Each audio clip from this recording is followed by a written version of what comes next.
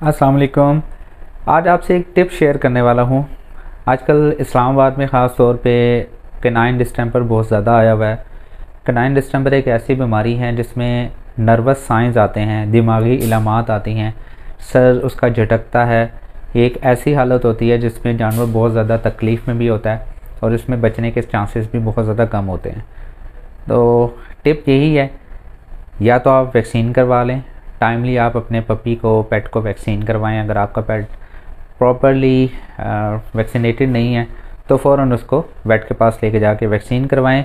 और अगर आपकी फ़ीमेल प्रेग्नेंट है तो बायाकेन पपी के नाम से वैक्सीन आती है और ये डिस्टेंपर और पार्वो की वैक्सीन है।